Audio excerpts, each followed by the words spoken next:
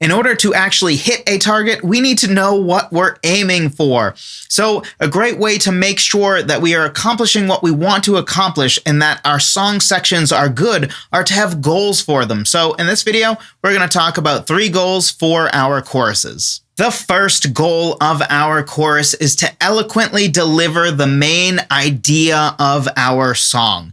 So our verses and our bridges tend to be more story-driven. And also our verses in particular tend to be where the real details come from, especially about a story. So for example, your verse might talk about your very specific breakup with the brown-haired girl with blue eyes at a Barnes & Noble coffee shop.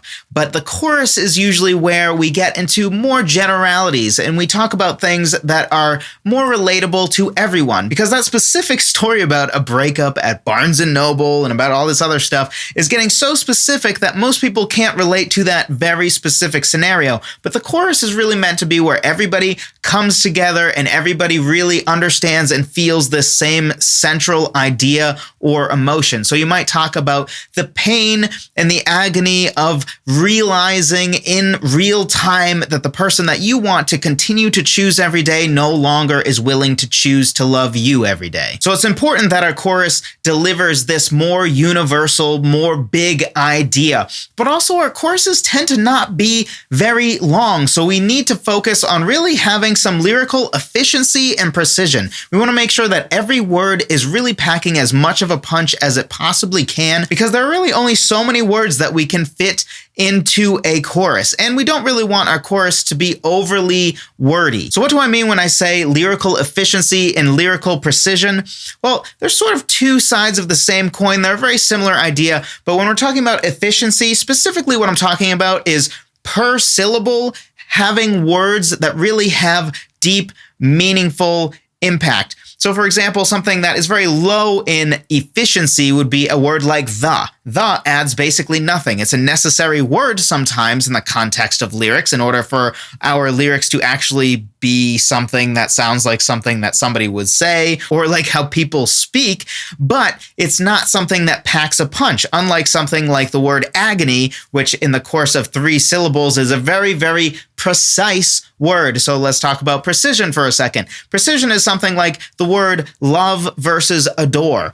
When I say love, I could be talking about my wife or Star Wars or my beloved Denver Broncos who got Russell Wilson. Let's go. But when we talk about adore, that's probably not a word that I would use for dark chocolate ice cream or Star Wars or even my beloved Broncos, but I would use it when talking about my wife because it's a more precise word that has more meaning because it's something that is more specific in what the feeling is. In the same way, a word like pain is very generic, whereas a word like ache is much more specific. When I say pain, you might think, okay, there's a wide spectrum. Did you just get your leg cut off?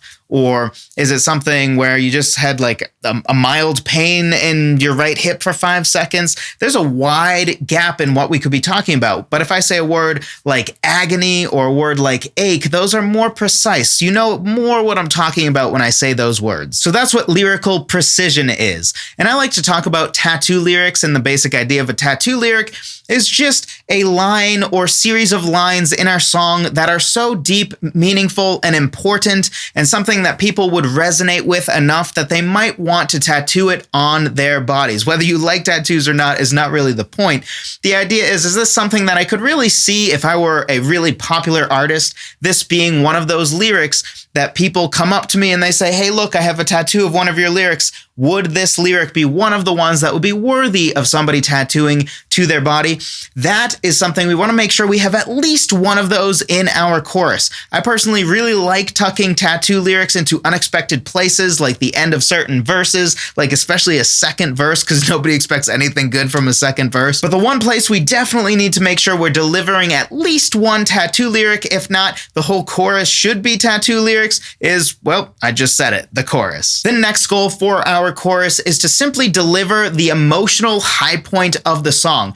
Now, just to be clear, there are some songs and even some genres that less commonly have the chorus as the highlight. For example, in EDM, usually the emotional highlight of the song is actually the drop, which happens after the chorus. And I personally like to make use of what I call a finale, which basically a finale is a coda section, so it's a section that only happens once at the end of a song, and it is also something that's sort of a hybrid between a chorus and a bridge. It's like a chorus because it's the emotional highlight of the song, but it's like a bridge in that it's a section that happens once and then it's done, but then it's at the end, so I call it a finale. So there are certainly exceptions to the idea that our chorus should be the emotional high point of the song, but for about 95+% of songs, the chorus should be the emotional highlight. So how do we achieve that? Well, I think there are a few ways to do this, and you don't have to do all of these things, but certainly if you stack all of these things together, it will definitely result in your chorus being the emotional highlight. And the first part is simply having the vocal being in a higher register.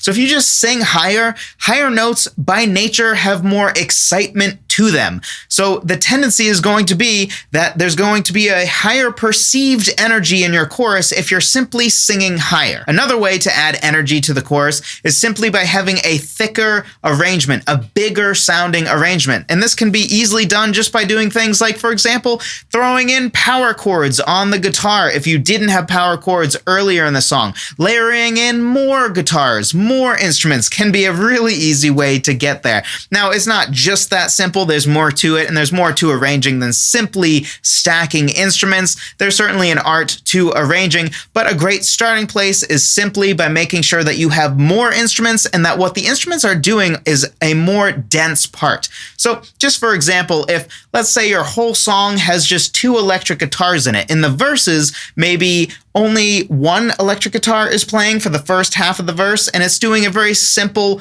hook part. It's doing a very basic lead part.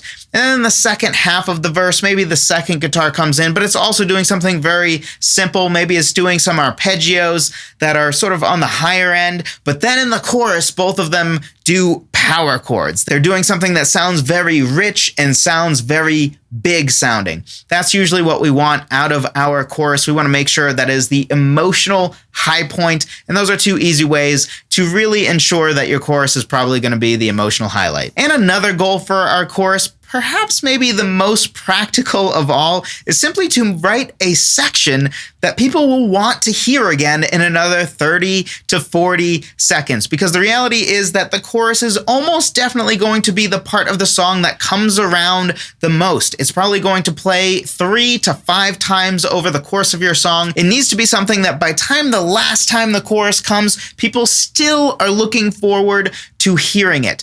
Think of this like that character in a TV show that maybe they thought was going to be just a one-off. It was just going to be a character that comes in for one episode, but then everybody loves that character so much that they were like, I guess we'll bring the character back. And then eventually they become one of the main characters because people love them so much. In fact, the example I think of for this, I don't know if you ever watched the show Arrow on CW. It hasn't been good since a very long time ago, but hey, it was enjoyable for the first 2 seasons. But Felicity is actually an example of that. Felicity is a character that came in. She was supposed to be a one-off or maybe have a little character arc, maybe 3 episodes or something, but everybody loved her so much that they actually made her a core part of the show. Until then later, everybody learned to hate her because she became super annoying and was written really badly, and then nobody liked her anymore. But that's besides the point. The idea is that our chorus really needs to be a section that people want to come back. It should almost feel like as soon as the chorus is over, they're like, man, I can't wait to hear that again, even though it just ended. So just practically speaking, it needs to be a part that people won't be sick of hearing 3 to 5 times in the course of your 4-minute song. So hopefully this was helpful to you. If it was, be sure to also check out my free guide on the 10 different ways to start writing a song. I'm a big proponent of one of the easiest ways to make sure that our creativity stays fresh and that we don't run out of ideas is actually starting songs from different standpoints. I think why people get creatively stuck very often is actually the result of trying to write a song from the same standpoint over and over and over again. If you keep going with your acoustic guitar and trying a chord progression and trying to write a song from there, eventually you're just going to run out of creative juice. But if you change it up and maybe you try writing a bass line to start a song instead, or you start with a vocal melody, or you start with a piano part, changing what instrument you use, or maybe you even try writing from a lyrical standpoint first, or starting with an interesting symbol idea for symbolism that you want to use in your song. There's so many different ways to start writing a song. It's kind of like getting put on an island. If you're put on the beach, you might never explore the island enough to realize, hey, there's a cool volcano back there. But if you're put by the volcano and you don't even know there's a beach, you don't even know that you're on an island, you might just be like, oh, that's cool. Let's hike up that volcano. That seems like a cool vacation. Meanwhile, if you're put by the hotel section, you will never think you're on a deserted island, and you might actually spend all your time by the pool. The main idea here, I don't know if that analogy was helpful to you or not, but the main idea here is based on where you start a song, that can actually greatly influence where your song ends up. And a great way to just stay creatively fresh is simply starting a song from a different standpoint and not always doing the same instrument and starting in the same way every single time. So if you're interested in that, be sure to check that out. Link in the description down below. I appreciate every single one of you so much. Thank you for watching, and I'll talk to you in the next one.